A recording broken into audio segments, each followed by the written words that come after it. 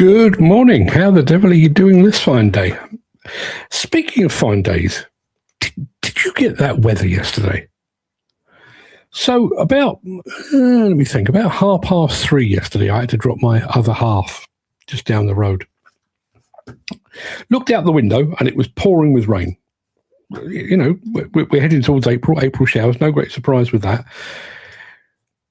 The rain turned into hailstones, which turned into something hovering between sleet and snow. The journey from here to where I was taking was about 10 minutes. By the time I got there, sunshine. It was literally like we'd had all of the seasons in about 10 minutes.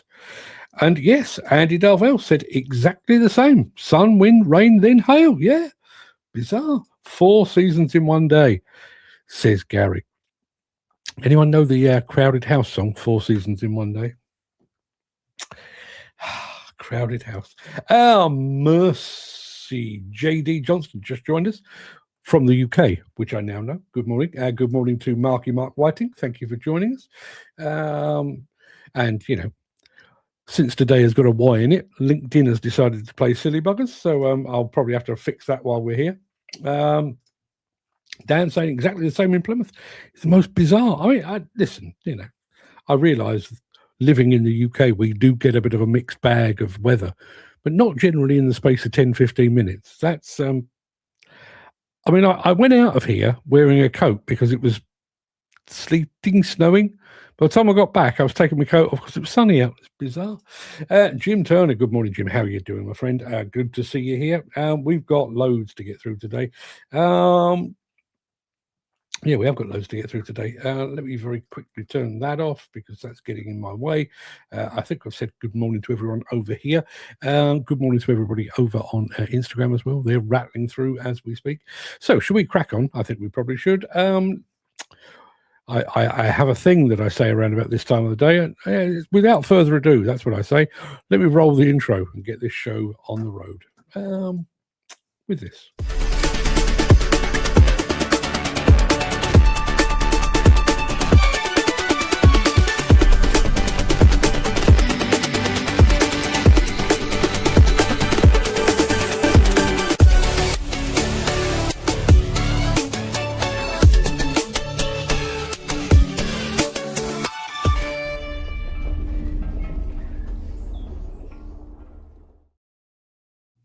Dan says, had 40 minutes of sleet, hour on and off with rain, full on gusts. Yeah, bizarre. Maybe there's something happening with global warming. Is that a thing then? This is surely the first I'm hearing of it. Global warming? You'll be telling me there's climate change next. Piff and posh, I say. It is... It is Thursday, the 26th of March. You shouldn't laugh at your own jokes, but that did amuse me. Welcome to the Breakfast Show. I am your host, Mark Anthony, the Walrus of Demolition, the Lord High Chancellor of live streaming, the authentic voice of the global demolition industry. Don't believe what others tell you. In today's show, what's next for Develon? On site with Touchstone and their Hitachi excavators. We're going behind the scenes with Komatsu Rental, and Sandvik is the latest of the major firms to be getting ready for SaMoTeR. Plus, in today's edition of Mark's Morning Monologue, outside versus inside, why the UK demolition and construction industry is not representative of the nation it serves. That's what we're going to be talking about. I can tell you, let me just get rid of that. I'll re-engage LinkedIn in just a moment when I can press the right button. Just talk amongst yourselves. It'll all come back hopefully in just a moment. Okay, that's not working clearly. Let me do away with that. I'm going to say good morning to Andy Dyson. Mr. Dyson, how are you doing, my friend? Good to see you here. Ken Hatcher is in the house. Ken, still need your address, my friend. Got to send you a prize. Las Vegas is red hot, apparently. Never been so hot. When Las Vegas gets hot, it gets very hot. When we did the Mine Expo show, I went off shopping one afternoon and came out of the shop, and it was that hot, I had to find the shadow of a road sign to stand in to protect me from the blazing heat. Yeah. Dan says, just Mother Nature on the quarterly block. Well, maybe. What do we got here? What have we got? Yeah, all okay. We're all okay with all of that. So should we crack on? I think we probably should. Let's kick off with a bit of Caterpillar.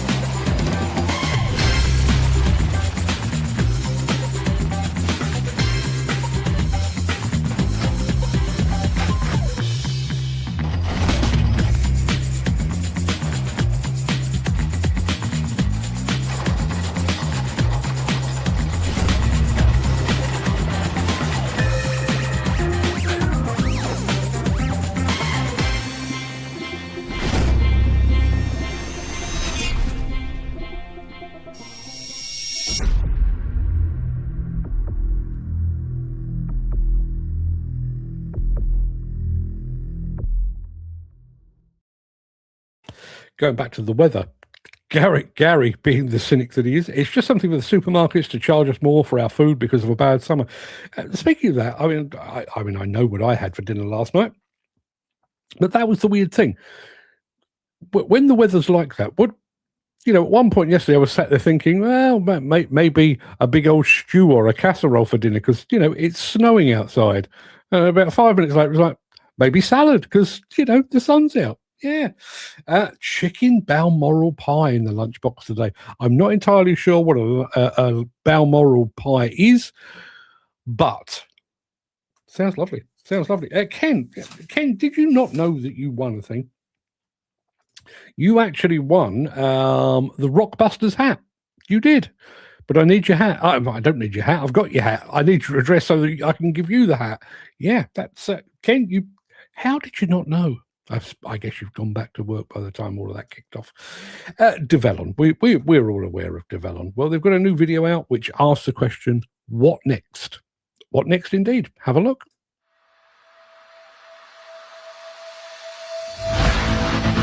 In our business, there are two ways to work. You can go with the flow, or you can seize what's next. Next is about advancing, forging ahead, conquering challenges, and building the future we want. Not just for ourselves, but for the people who depend on us. We work hard to find ways to work smarter, because there's always a better way to stay ahead of the next challenge. With so much riding on every dig, every load, and every grade, your operation demands perfection, not close enough. And controlling costs shouldn't mean cutting corners. When you're ready for what's next, you see things others don't. Identifying obstacles from all around keeps your people safe and your days productive. Taking command of the next challenge starts with total comfort.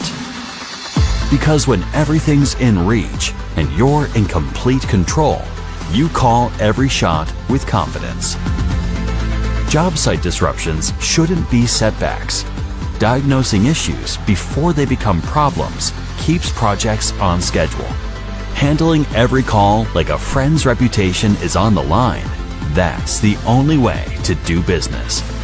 No matter if you have one machine or 20, we're here to help you unlock more potential in every job. Because next level comfort, efficiency, and support will make tomorrow even better than today.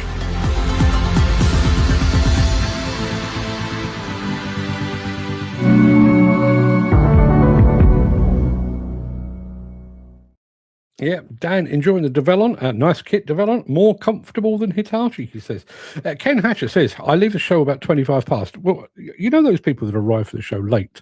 And I always say, you've missed the dancing girls and the free money. Ken, what you miss is me and doing my dance routine. I often do that after 25 past in the morning. Sometimes give marriage advice. I wouldn't say you're missing the best bit, but you're missing some good stuff, my friend. but needs must. Work first, pleasure afterwards. We'll be back after this with Hitachi. Dan, stop, sit on your hands, don't type anything unpleasant about Hitachi. I'll be back after this. If you are enjoying this episode, please consider supporting the show. You can leave us a tip at buymeacoffee.com/demolition news. Well, as Dan has already said that he thinks Develon machines are more comfortable than Hitachi, just imagine the discomfort going through the bottoms of the people you're about to meet.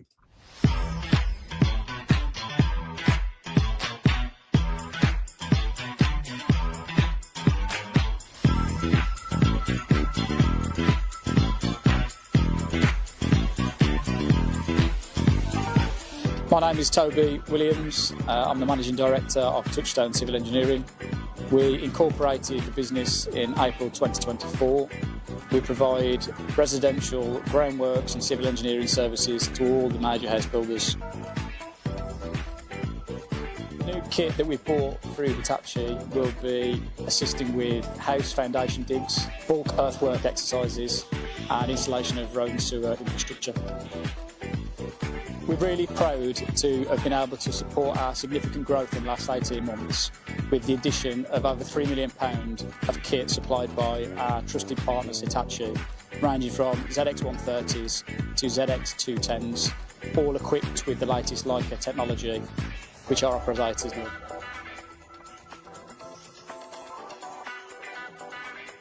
I'm Tom O'Sullivan, Engineering Manager at Touchstone Civil Engineering. So we've had all of our fleet equipped with the Leica base kits, and we rent the cab kits from Hitachi for convenience and ease. So the benefits of using GPS on our sites is it allows the site team to be more productive and not rely on an engineer. This allows our engineers to concentrate on other tasks such as Q&A. I am Adam Hartley and I'm the Contract Manager for Touchstone Civils.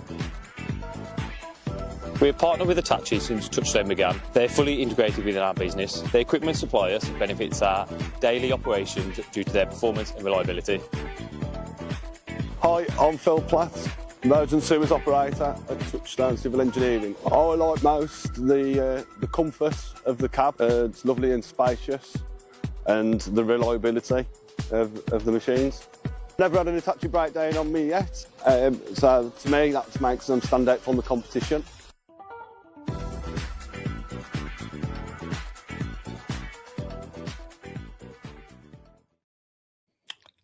Never had a machine more comfortable. Dan, do your worst. But Dan does say nice colours. 130s are, as Hitachi fitter said, gone downhill. They're more focused on technology than actual power of the machines. You really don't like them, do you?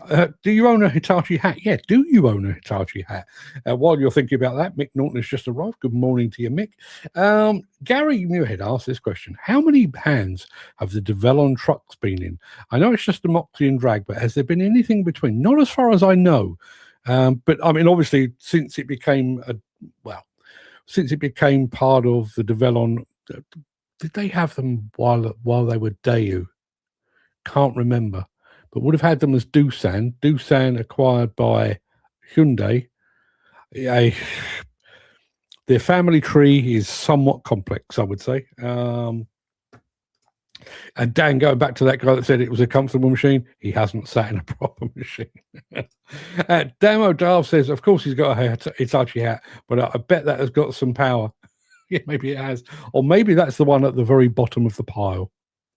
I can't understand it. And is it the most uncomfortable hat you own? Yeah, good question. Is it the most uncomfortable hat? Has anyone got... I know I wear a lot of hats, but some you just kind of reach for a lot. I have to say... can I find it?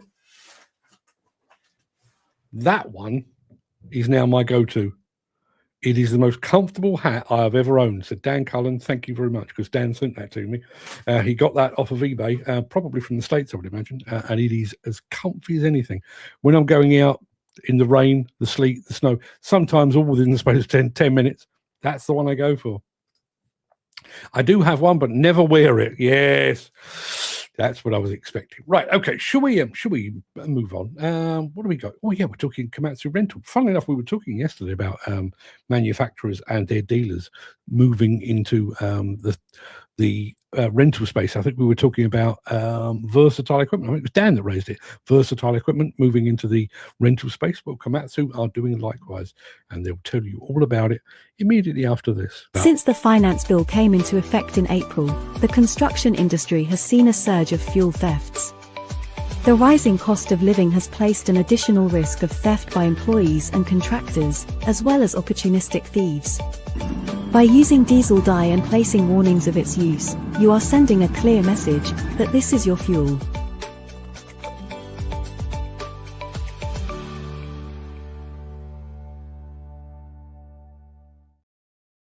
Gary said, "Do you still have the streamer hat?" I do. It could do with the wash. It was sat on my big old Swede of a head for about 4 years. And yes, it's still here. It's still here. And every once in a while, I do break it out. I must bring it back as a bit of a trip back down memory lane. Don't know. Don't wear it. Most comfortable most comfortable hats I have are Bobcat, Orange Komatsu, and XCMG and Cat caps. Yeah, I have to say I've got a light grey Bobcat one, and that it's quite thick. More of an autumnal, maybe wintry type of baseball cap, but that is an absolute peach.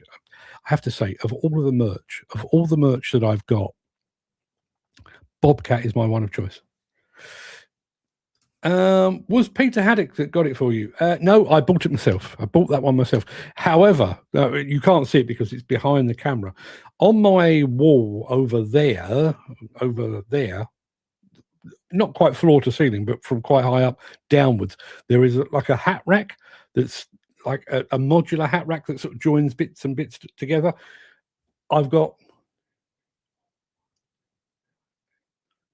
There's 11 hats up there, and Peter Haddock gave me the hat rack. He also gave me this as well. Just you see that? That's where my glasses sit when I'm not online. Yeah. So Peter Haddock, thank you. You are a gentleman and a scholar. Ken Hatcher says them Hitachis want new tracks. They're all tracking in reverse. Brilliant. If anyone wants the Hitachi hats, let me know. Man alive, this is literally like some sort of protest. He's that anti-Hitachi. Never heard such a thing. Right, rental, Komatsu Rental. Let's talk about that, or rather, let them talk about it.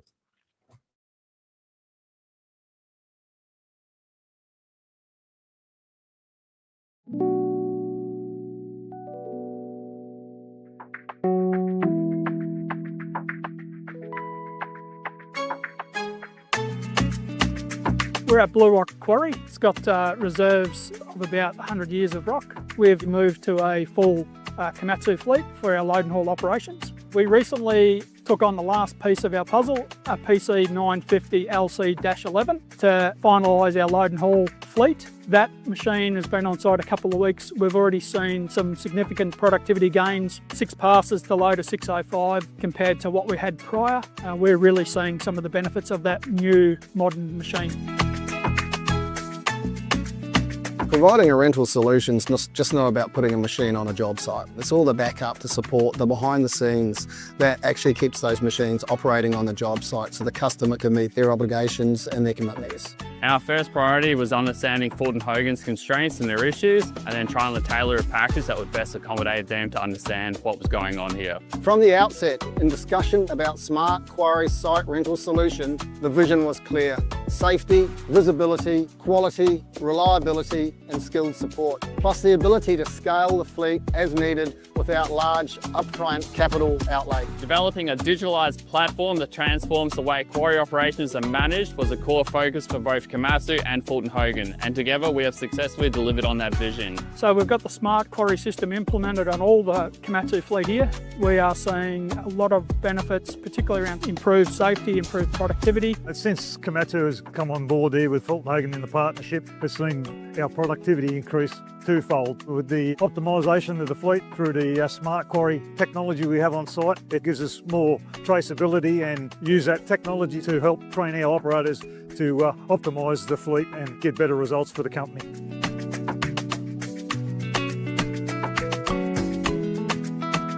We on site here have set up geofences and each machine is recorded through GPS. We get the electronic version of that email to the office every morning and we can actually see what's going on. We start looking at machine efficiency, machine emissions, machine fuel usage, and their production capabilities. So they can review the data from each day going through their production requirements. We have a dashboard set up where they have productions, they have utilisation, they have fuel usage and health monitoring. Analysing that data from day to day allows them to make informed, proactive decision making that will impact their next day operations.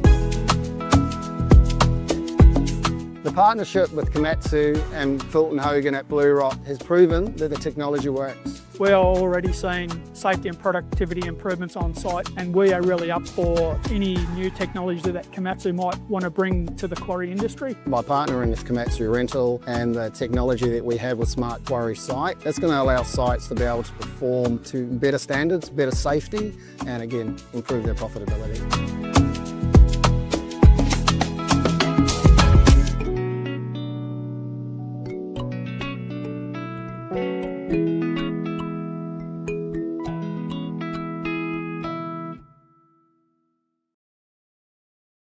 Yeah, Ken saying, wow, 100 years. Yeah, that'll keep them busy for a little while. That's nice scenery. Definitely not in the UK. No, that was from Down Under. Mick Norton on the subject of baseball caps, and he's just in receipt of his new one. Either it's my head or some baseball caps seem to have a built-in irritation factor. I find the ones that are worst. This one is actually very comfortable. I'm really taken with it. But that kind of netting thing, sometimes up in here, we're not going to show it to you, up in here, that's very irritating on the balding top of my noggin. Gary Muirhead said, Dan, Hitachi have been in contact and asked if you'd like to, on all expenses paid, factory tour to see if they could win you over. And never mind, Dan, I wouldn't mind that. Never been to Hitachi, missed it by a day over in Japan. Can't tell you how gutted I was. Dan saying, nice kit. Gary says, it's like you were saying the other day, Mark, technology is a big thing now. It's the driver and it's the differentiator. I think that's one of the big things. It is, I think I wouldn't say we've reached peak excavator or peak dump truck or peak dozer, but I think the changes in the actual hardware, the tracks and the engines and the powertrains, I think they are now going to be incremental until we do see some kind of switch over in fuel source.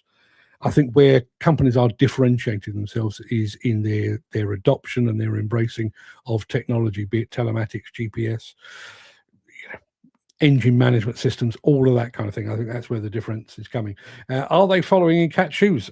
I think everyone in this business is following in everybody else's shoes. I think if somebody makes a significant advance, give it a couple of years and their biggest rival will have that plus something else. That seems to be the driver in this business. Can't see that working in the UK. They'd be in competition with plant hire companies, I believe. Yeah, we as I say, we do have that. I told you the tale of BCP Hire the other day. The Leverton first dipping its toe into the rental market, and it didn't go down well. I mean, literally cancelled orders from plant hire. I think we're in a different state now. I don't know. If you were about to buy a bunch of Komatsu excavators and Komatsu Rental opened up its doors here in the UK, would you cancel them? Or would you think, well, actually, they're still bloody good machines? I don't know. Big Brother watching all with a vengeance in that Australian quarry. Yeah. Listen, it is the way. It is the way. Is that available in the UK? Not as far as I know, but you'd have to think, the way these things roll out. I mean, I think it's particularly suitable for somewhere like Australia, where you've got lots of nothing, lots of land in between, site and dealer. So the ability for the dealer to be able to supply the machines and then sit back 100, 500, 1,000 miles down the road and keep an eye on what's going on. I think there's a lot to be said for that. Would we need that here? Having said that, Cat Rental exists, so why the hell not? I wouldn't mind, but Hitachi would have a lot of work to do to convince me otherwise, says Dan. How did they hurt you, Dan? Did they slight you in some way? It's becoming almost manic at this point. You've got Finning Rentals and Libya Rentals in the UK. Yeah. My feeling on it is, would you, if you really took umbrage to having Caterpillar in the rental business and Libya in the rental business and potentially Komatsu in the rental business, would you choose a lesser brand just because they were potentially treading on your toes? Not sure I would, but then, that's not the business I'm in. Love to hear from you. We've got one final film for you. We're going back to SaMoTeR in Verona after this.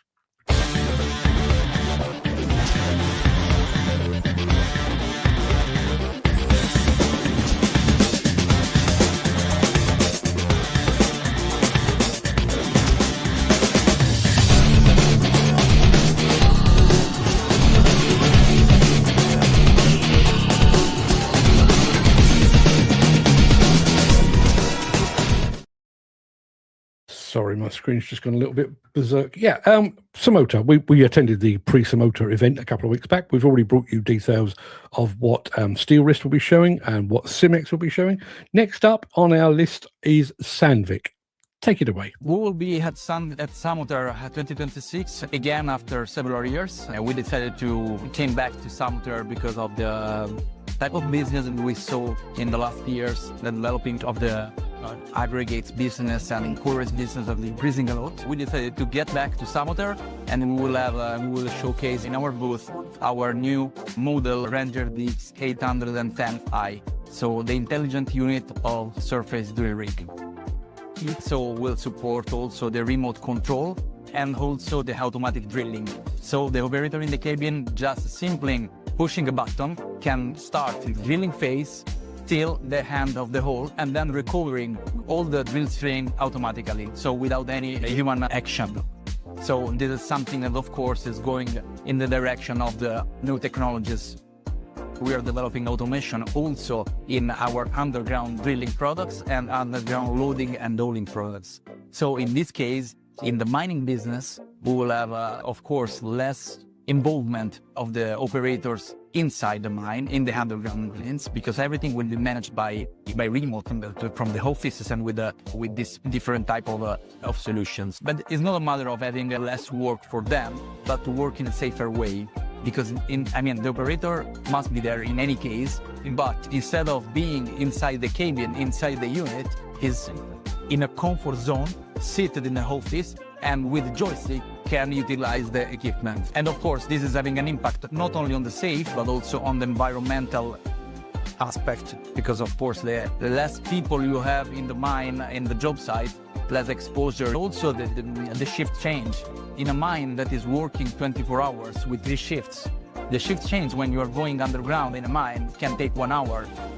If you have autonomous units that are working from remote, from the office, the shift change between operators is much easier, because the operator they say hello to each other and they can exchange the seat and start again the shift.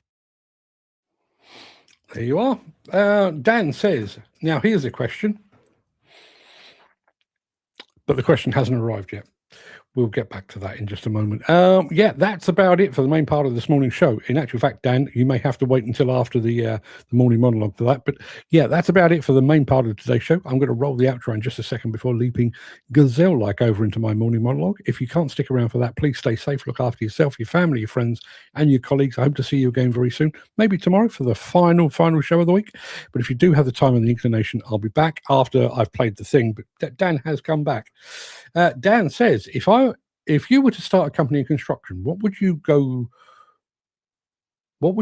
for? A complete one-off company or demolition plant hire, civils or quarry environmental landfill? I'd go for one off all aspects under one roof. Yeah, I don't think I would. I think I'd be more inclined to specialize, to be perfectly honest. I do have a bit of a passion for demolition, but I also wonder if somebody is overdue for launching a pure electric only plant hire company.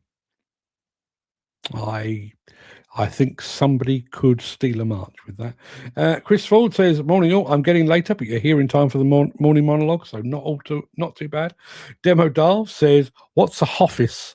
Good accent." Yeah, absolutely. Do you know I mean, I said it to a few of the people that we interviewed over in Verona. You know, they were apologising for their accent and you know their not entirely polished grasp of English. But I think I have about 5 words that I can say in Italian, so they're doing way better than me. And frankly, you get by. You get by. I think, despite the fact we don't actually have a common language, we kind of do, because you know when you start talking about construction, demolition, construction equipment, you're kind of speaking the same language. Let's have a look. There you go. Gary Muirhead, already one ahead of you, Dan. You could call it Demolition Dan. Demolition Dan. Yeah. Watch this space. It could still happen. Anyway, I've promised you a morning monologue, and you shall jolly well have one after this.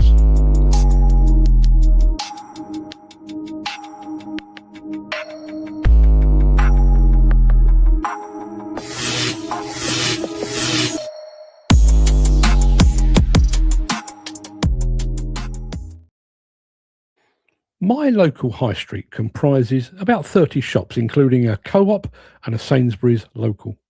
It also includes 2 Chinese takeaways, an Indian restaurant, a Bangladeshi restaurant, a woman's boutique run by a lady from Poland, a traditional English butcher, 2 Turkish barbers, and a tobacconist run by a nice guy who hails from Iran. Britain, as they say, is a melting pot, a heady mix of nationalities, races, creeds, colours and beliefs. And I've never known any different. I grew up in London and went to a primary school that was roughly half black and half white. When I moved out to leafy Surrey, one of my closest friends through school, college, and beyond was Indian. In fact, when I occasionally find myself at an all-white event, I notice it. It feels odd. I'd like you to think about the site you're on or the office you're working in right now. How many people are you working with? A dozen, 20, more? Well, for the sake of this exercise and to make the maths nice and easy, let's imagine that you work alongside 100 people. According to the Office for National Statistics, the ONS, approximately 7% of the people in the UK voted for the Green Party at the last general election. 12% voted Liberal Democrat, 14% voted Reform, almost 24% voted Conservative, and more than 33% voted Labour, although I do wonder how many of those plan to do so again. So on that basis, 7 of your 100 fictitious colleagues voted Green. The ONS also suggests that people with ginger hair make up roughly 8.4% of the population, although there's a big Scottish-English divide. In England, only 4% are ginger, while they're about 13% of the Scottish population. So look around. Are 8 of your imaginary colleagues ginger? If you haven't figured it out already, I can tell you that this monologue is about representation. It's about Here goes the nose again. It's about representation in the UK demolition and construction industry. In fact, to be more precise, it's about the lack of representation and diversity in an industry that is one of the nation's biggest employers. Sticking with those ONS figures, of your 100 entirely made-up colleagues, it's likely that 2 of them are lesbian or gay, and that at least 1 of them is bisexual.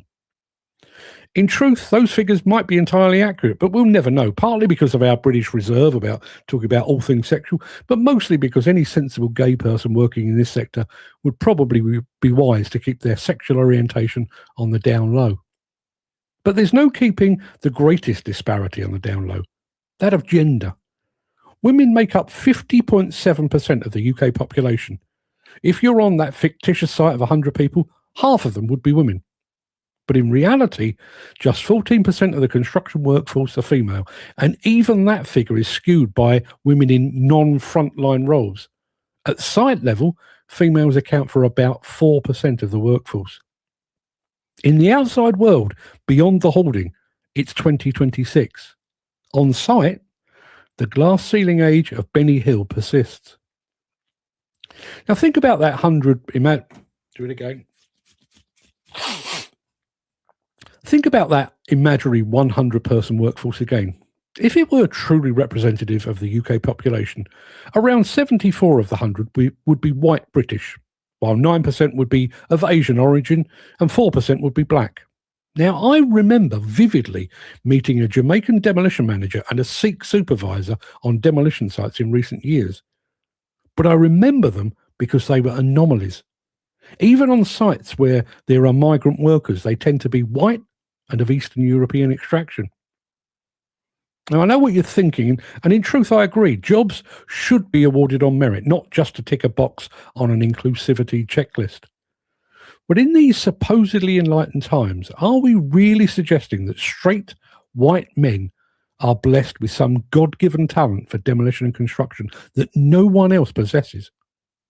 Or is it an affinity bias in which we subconsciously tend to hire and employ people who look exactly like we do?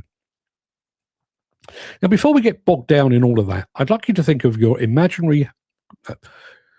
Before we get too bogged down in all of that, I'd like you to think about your imaginary colleagues one last time. How do they look? Do they look well? Do they look healthy? It would be surprising if they do, because national stats suggest that half of them are currently suffering with high cholesterol, which, if left undiagnosed, could result in cardiac arrest. Probably 10 of your imaginary colleagues have undiagnosed heart disease, and a third of them have undiagnosed liver disease.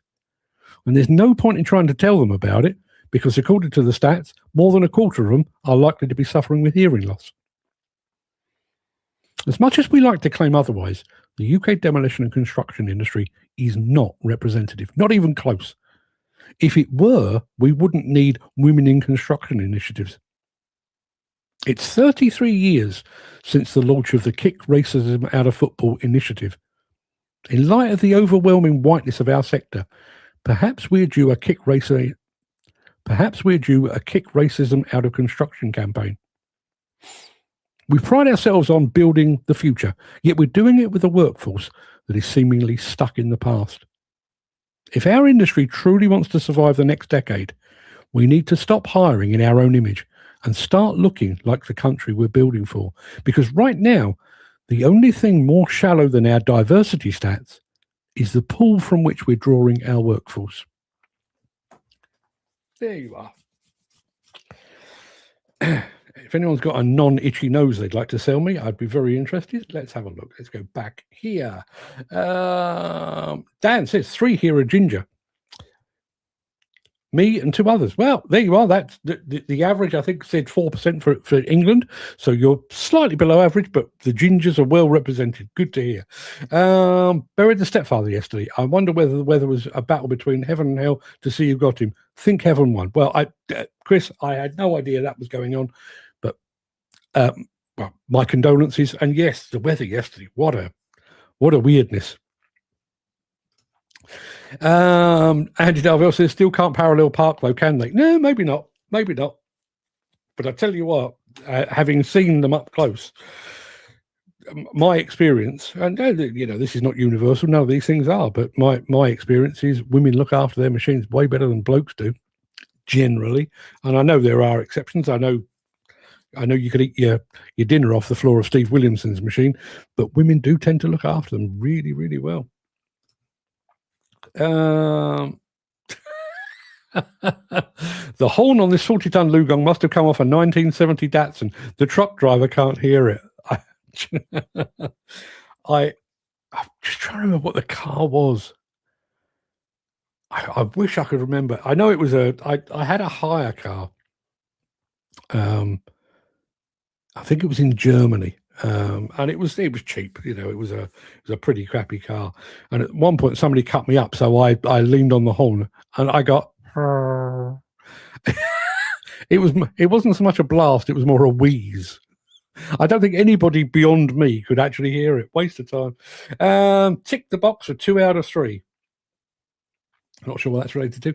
It's called affinity bias. Yeah, absolutely. An in-group bias where when employers hire same ethnicity and similar people. Yeah, it is. It is. I mentioned it in that.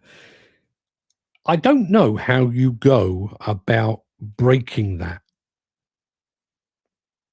I genuinely don't, unless you take out all the HR managers and make them a bit of a mixed bag of male, female, black, white, Asian, Muslim, Christian, Jewish, whatever it might be. I don't know how you overcome that.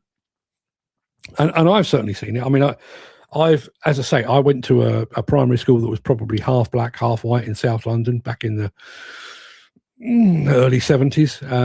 By the time I went to school in Surrey, Surrey took a while. It was my class when I moved to Surrey. Primary school there was almost entirely white with one or two ethnic minorities sprinkled in. By the time I got to high school, we were back. Well, not necessarily half and half, but there was a good percentage of ethnic minorities. By the time I got to college, back to half and half again. I don't know how you break that affinity bias. I really don't. And Andy says, morning, by the way. No, not a problem. Good morning, Andy. Datsun 240 said, one of my dream cars, things of beauty. Yeah, it's. I wonder if that is the nostalgia thing doing its thing. I know one of my schoolmates when I was at primary school had a Jensen Interceptor, which I remember being really, really upmarket and cool and sexy. And you look at it now, it's like, that looks like it was designed in the 70s. What do you think about the 49-ton Lugong? I'm getting mixed reviews, says Chris Ford. I don't know. We have a slightly odd relationship with Lugong, in that we don't have a relationship with Lugong. We've reached out. We did used to, when they had there was a lady there whose name has gone completely out of my head. There was a lady there who was in charge of sort of their marketing and that kind of thing, and we did lots and lots of stuff with their Lugong. Now can't even get an answer out of them. I don't know what we've done to upset them or care, frankly. But yeah, we get on perfectly well with XCMG. We work with them at multiple times. Sunwood, work with them. Sani, we work with them. Lugong, not so much. Dan says, I think there's diversity as. I think there is a diversity. A lot of jobs been on had more. Not sure what index is. Not sure. Who remembers Love Thy Neighbour? You wouldn't get away with that these days. You wouldn't, but for all the wrong reasons. Love Thy Neighbour. What was the other one? Till Death Us Do Part, or In Sickness as in Health, when they brought that back. For those of a certain age, yes, the central character was always deeply, deeply racist. And in every single episode, they lost out to the black guy. Every single episode. Who were we laughing at? We were actually laughing at the racist. We weren't laughing at the black fella. We were laughing at the racist. I think that's kind of been lost in translation over the years. Andy Double says, now that's a car. I love 70s and 80s cars. I used to love the... who made the TR7? Was it Triumph made the TR7? Remember as a kid really liking them, and then I was working in a newsagent's between going from school to college, sort of over the course of one summer, and there was this almighty bang outside the shop. We thought there'd been a bomb. Went running outside to see what it was, and a TR7 had basically fired a piston up through the bonnet. Big bloody hole in the bonnet, black all around it. That happened. I had a brown 240Z, which used to be owned by Mick McManus. What do you mean you had? Surely that is in a museum somewhere now. Mick McManus, with the worst dye job on his hair you've ever seen in your life. Man alive. Used to love Saturday afternoon wrestling. Mick McManus. What was his name? Giant Haystacks? Big Daddy?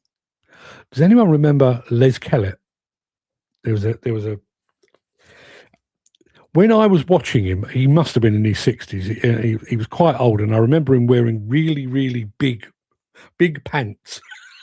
They wear like swimming trunks, but his were really high up because he was quite an old fella.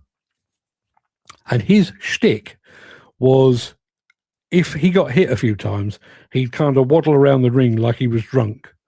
And then when somebody sensed, look, he's on his way out, I can now get I can get a submission on him. At that point, he'd spring back to life and defeat his opponent.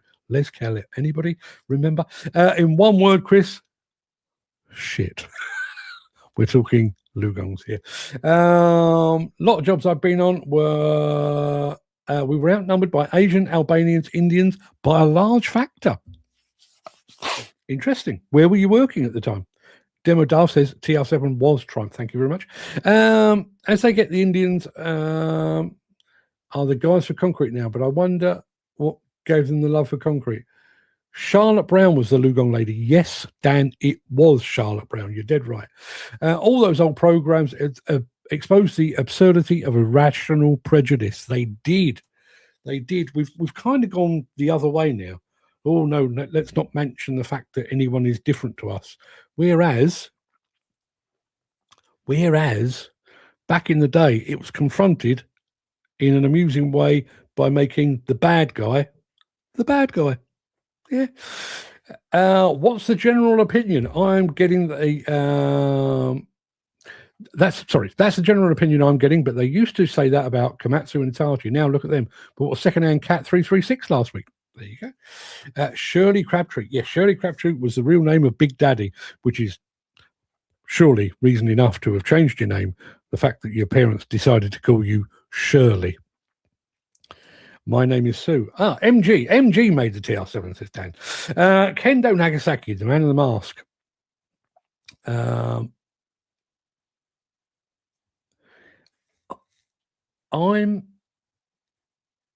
Is that I'm of that ilk?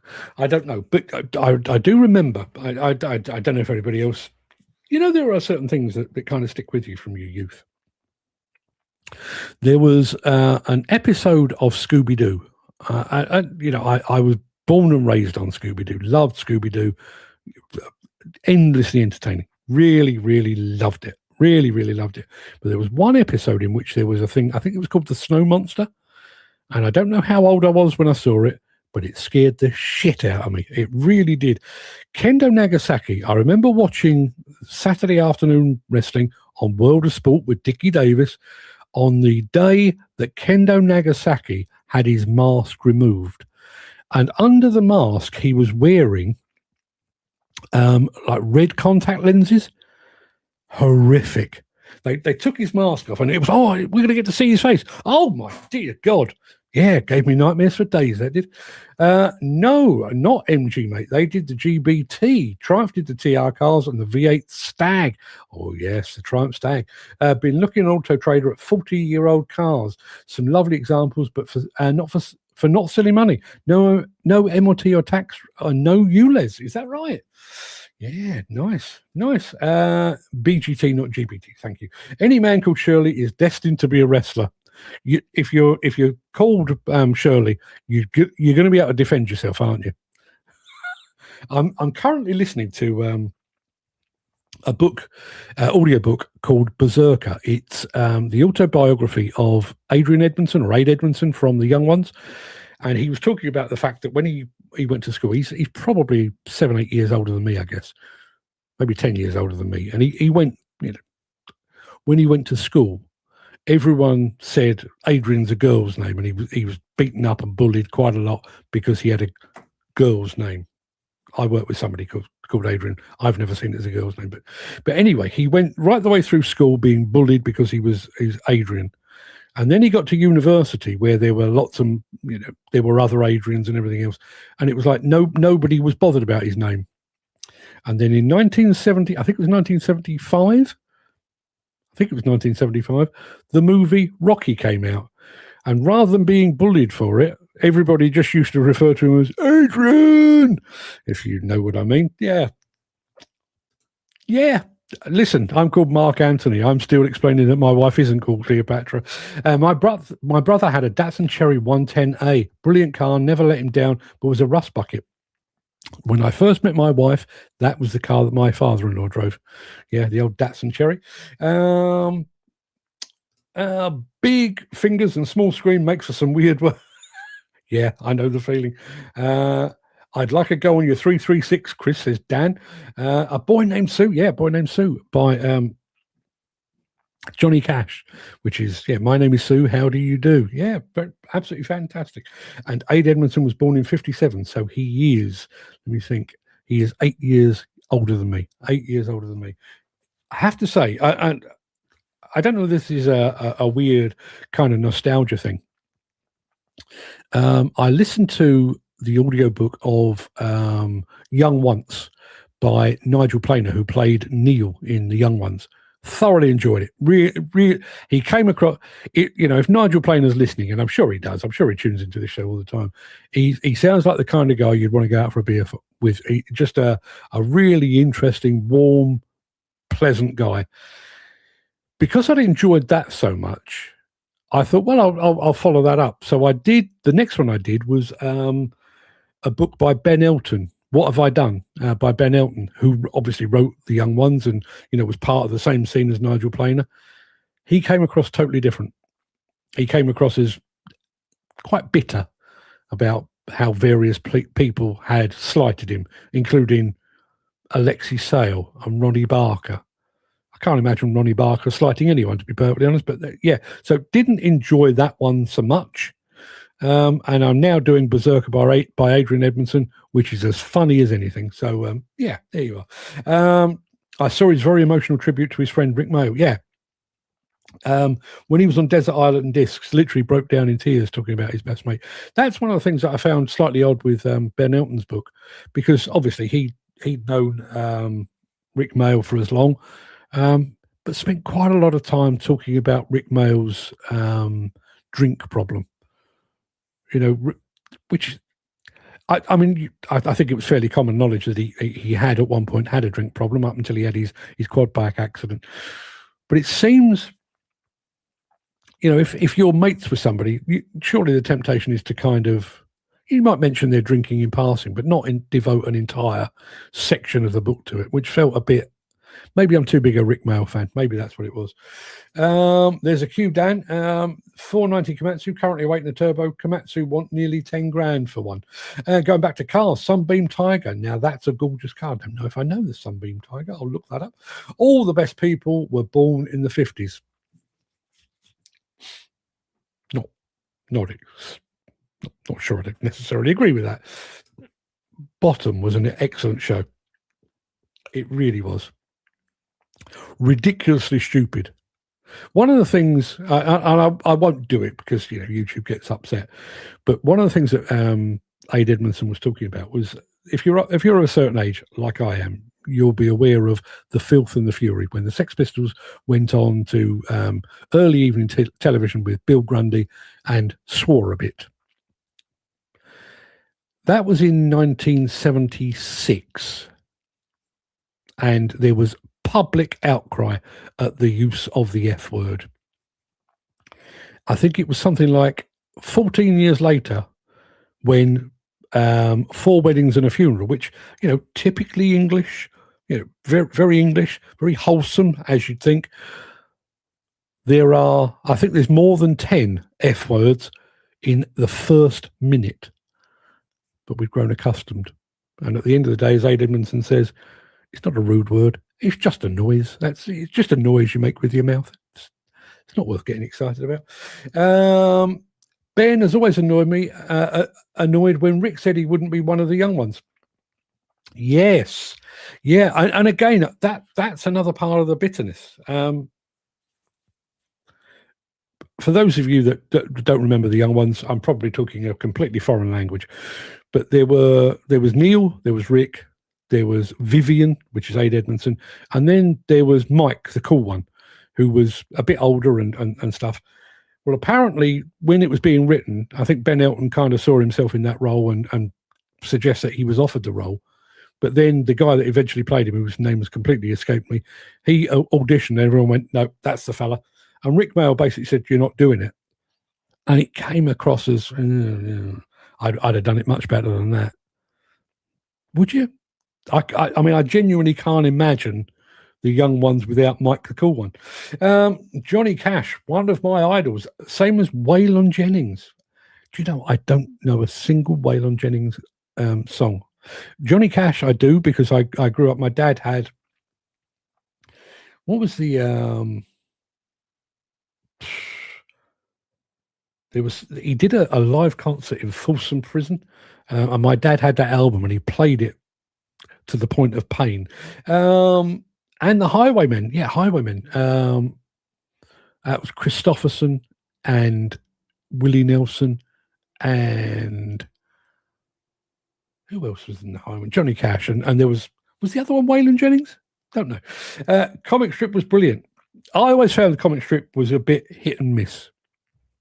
There were some that I really enjoyed, like Bad News, where they were the rock band and stuff like that. Thoroughly enjoyed that, but not so much some of the other ones. The spoof they did on the Fantastic Five I thought was a bit lame. But the best line from Bottom was when Rick asked Aid, "What are you eating?" To which the answer came back, "Lard."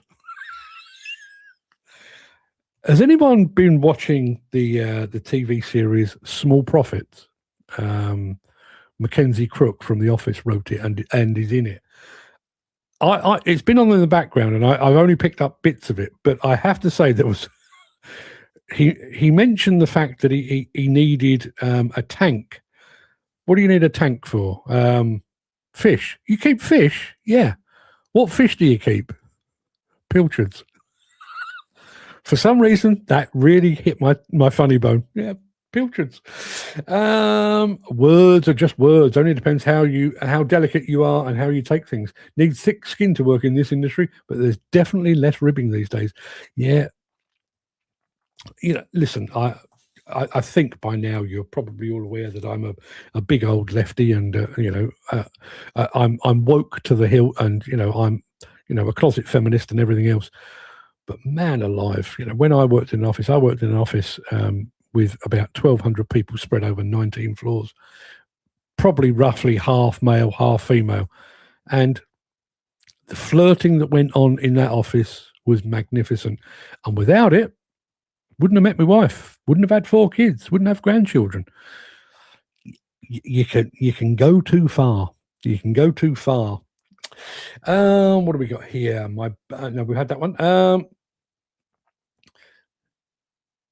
Fast everyday cars of the 70s. 3-litre Capri, yes. Triumph 2500 Pi. Rover 3500. That looked an absolute beast. Jaguar XJS. Yeah, a friend of mine had one of those. BMW 633 CSI. Escort the RS 2000. The RS 2000, which was basically the boy racer's car of choice when I was growing up. Maybe it was a Surrey thing. I don't know. Small Profits was bloody brilliant. Yeah, it's quietly brilliant. And it's, if I had to describe it to somebody, you'd think I'd landed from Mars, but it is odd. It is slightly weird, but it's quite funny. It is quite funny, and nice to see Michael Palin back on the screen as well. Amanda is a Waylon song from Folsom Prison Blues. Thank you, Dan. I couldn't work in an office. The flirting would be off the scale. I'd get the sack on day one.